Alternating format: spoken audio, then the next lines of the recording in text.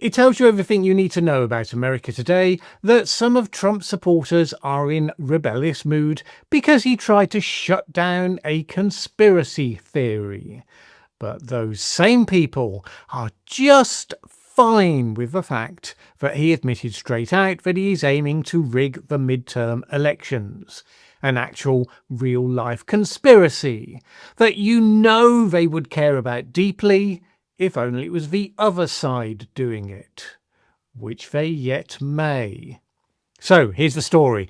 President Trump is encouraging Republican lawmakers in Texas to gerrymander the state's congressional district map to potentially give Republicans 5 more House seats. He also admitted that there are several other states where 2 or 3 more seats might be picked up in the same way. Republicans, you'll remember, currently hold a narrow majority of 220 to 212 in the House. The parties of incumbent presidents often lose the House in the midterms, even the ones that didn't just preside over increased prices and predicted depressed economic growth thanks to their magical thinking tariff policies. So artificially switching a number of seats by carefully redrawing the district lines to produce a balance of voters most likely to win the majority, that could be the difference between holding the House and losing the House. And that could be the difference between Trump continuing to push his agenda at full speed or him being hampered and obstructed every step of the way by a majority opposition. Now, it's not new for a majority political party in a state to engage in gerrymandering to give itself an advantage. And while it's true to say both parties have been guilty of such behaviour over the years, it's also the case that it's significantly more often Republicans that do it. However, it's pretty much unprecedented, certainly in modern times, for the president to be seeking to encourage and coordinate this action across the country. And not only that, but to talk openly about it to the media, as though this was all a perfectly normal thing to do. On Tuesday this week, he was asked by the reporter whether he was calling for a complete redraw of the Texas congressional map. No, he said, just a very simple redraw. We pick up 5 seats, a couple of other states where we'll pick up seats also. Just like that. Like it's the most natural thing in the world to be talking about as President of the United States. Now, of course, on the principle of what's sauce for the goose is also sauce for the gander, someone asked him about whether, in response to this action of his, well, what if California, say, did some redistricting of its own in response? Well, that, of course, would be completely different. Well, we'll fight them, Trump said. You know, they're so corrupt in California, you never know what's going to happen. But we've done pretty well in the courts in California, you see. So it's corrupt when they do it, not when you do it. And that's a conversation you're capable of having with reporters, as though there's nothing contradictory, there's nothing anti-democratic in any of it whatsoever. We truly are living in a special age. Now, California Governor Gavin Newsom, fresh from having had the president send in thousands of National Guard into his state against his wishes, well, it turns out he is actively considering taking part in this unsavoury push.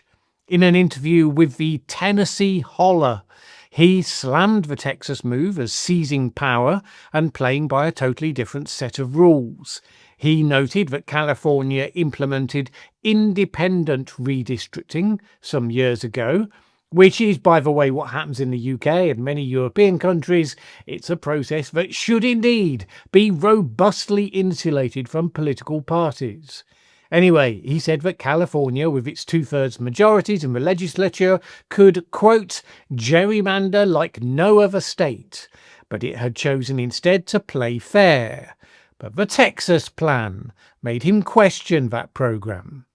And this, of course, is how authoritarians draw the rest of the system into colluding with them, into destroying democratic norms. You can take an analogy from the rise of negative campaigning. If just one company does negative campaigning, during an election, hit jobs on the character and past behaviour of the opposing candidates. It is devastatingly effective. As a result, of course, both parties, or all parties in other contexts, they do it as well. The mutual savaging of reputations helps to blunt the power imbalance, but the consequence is voters become cynical and negative towards all candidates and all political parties. So the only way to protect yourself short term damages the health of the entire system long term. And so it is here. A political party that stands apart from this base self-interest does itself no favours in the short term whatsoever. Nobody gives you more votes for taking the high road on that. And if one side is benefiting from fixing the system and your side refuses to do the same, well, the cheating side does have an advantage. It may or may not be enough of an advantage, but it is an advantage nonetheless. Of course, if there's a real backlash against the GOP in the midterms, the redistricting might actually come back to bite them. Because the way it works is that if you have one district that is, say, overwhelmingly GOP voting, and a neighbouring one which is marginally a majority for Democrats, shifting the boundaries a bit so that some of those GOP voters end up in the marginal districts, hence pushing it to a GOP win. But if there is a wave against, it could actually do the opposite. It could weaken what was previously a safe GOP seat to the point where it becomes into contention if it's a difficult year. So it's always a gamble, albeit one with pretty good odds most of the time. But it degrades the idea of democracy. It poisons the concept of free and fair elections. And unfortunately, the Conservative majority Supreme Court relatively recently smiled upon it. In South Carolina, Republican gerrymandering had been attacked for being racially based, which is illegal. The state argued, no, it's not racially based, it's just harmless old partisan gerrymandering. And that's, the American way. And apparently, that was the winning argument from a legal point of view. So hence you can have a president openly discussing the project as though it's the most natural thing in the world. My presumption is that it doesn't stop here.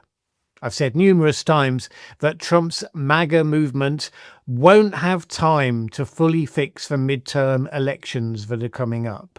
You can't move from a mature democratic system with relatively robust safeguards to ones where the incumbent government literally fixes the result with total reliability, not in just a couple of years. Look at other elective dictatorships like Orban's Hungary, where a strong wave against him could still, we think, end up deposing him at the next election. The Overton window of what's possible has to get nudged a bit further and then a bit further, always with justifiable arguments, however flimsy. So far, we've seen some of the watchdogs dismantled, we've seen safeguards against foreign hacking of elections removed, and we're seeing open coordination of gerrymandering. Of course, it's only a small number of districts in a small number of states that will actually make the difference to the balance of the House, so you would want more scrutiny of all the things that are going on the ground in those locations. Of course, any dictator worth their salt would also be replacing Supreme Court justices with loyalists.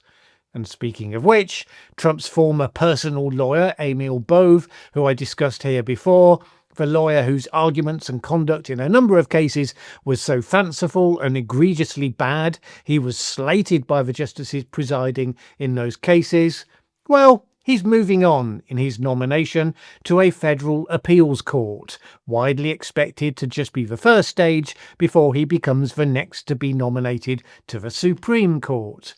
This in spite of the fact that more than 900 former Justice Department lawyers and 75 former federal judges told the Senate committee that Bove was unsuitable to be confirmed to the appeals court.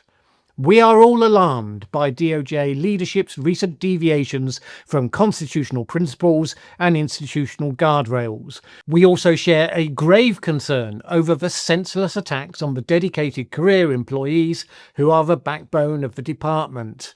Emil Bove has been a leader in this assault. Well, no difference. Republicans voted him through. His nomination now moves to the Senate for a full vote. This is how you lose a democracy. Piece by piece, step by step, nomination by nomination. And that's happening right now in plain sight, and apparently without the American public being overly concerned.